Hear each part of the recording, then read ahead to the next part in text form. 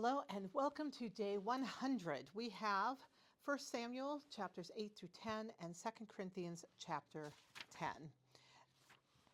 We are getting towards the end of our first book of Samuel, and we have this story about how Samuel's sons are corrupt. They have been installed as judges in Israel, probably because of Samuel's high status as the high priest, as the lead prophet for the people of Israel. But they are corrupt. They are like Eli's sons. If you remember Eli, the priest that raised Samuel in the faith in the temple, he also had screwball sons that ended up meeting a bad end. Now, these sons were part of a variety of judges that were serving Israel, but they reinforced to the people that judges were unreliable and corrupt, and they were not serving the people well. And so the people continued to demand a king instead of having judges to rule them. Now, Samuel points out that this desire for a king is a rejection of God because God is the king of the people of Israel.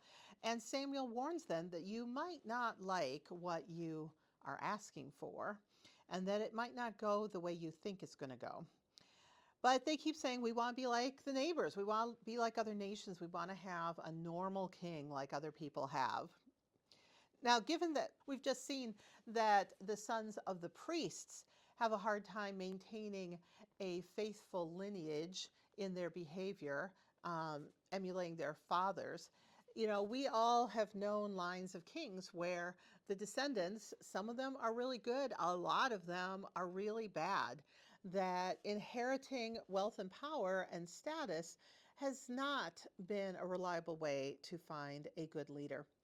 There are a number of social traditions around the world, different ethnicities, that instead of having inherited dynasties of kings and queens, they have tribal systems where the people select each chief based on their actions, their behavior, their wisdom, the way they lead the people. So having a king isn't the only way to go, but this is what the Israelites have been pushing for.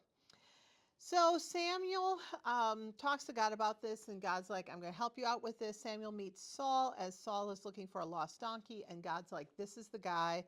He's from Benjamin's tribe, a small tribe. It's not very high status. Saul is then chosen. He's anointed as the king. So I think for us, as we're reading this today, it's easy to get lost in some of the dynamics of the culture and of wanting a king.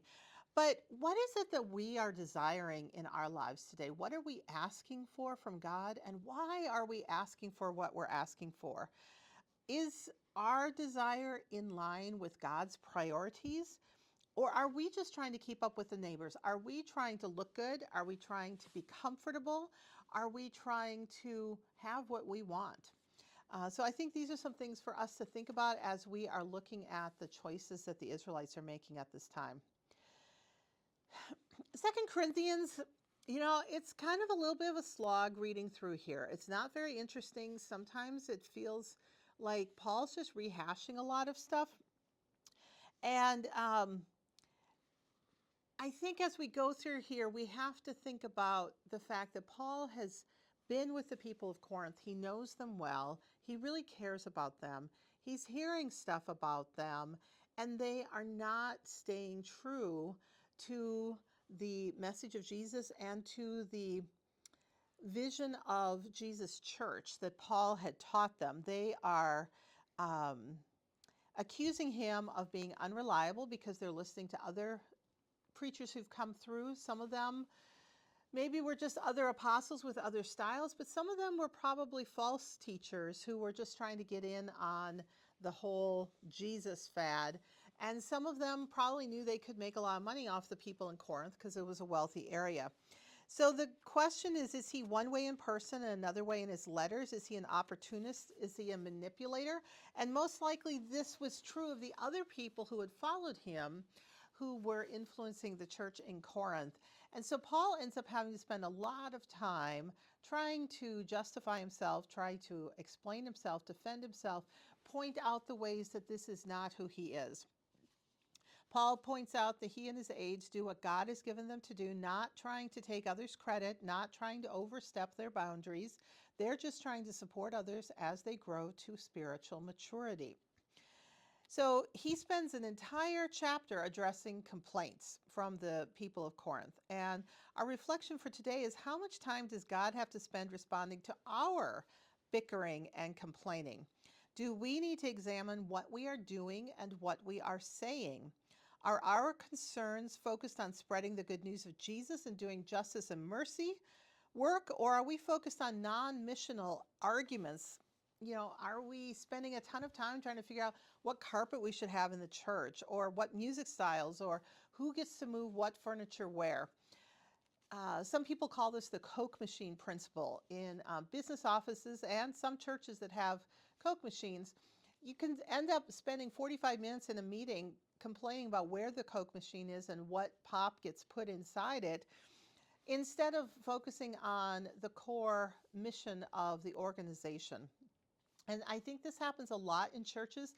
It's a lot easier to argue about the coffee and the carpet and the type of music, because those are things we can touch, we can understand them. They're, easy to grasp, and they're easy to argue about.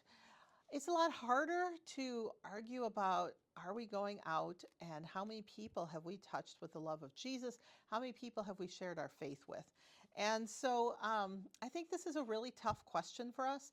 And I think we have to really think about it in our meetings and in our personal lives. What are we spending our time on? Are we taking care of ourselves? Or are we going beyond the walls of our church to bring the love of Jesus to people who are lost and lonely?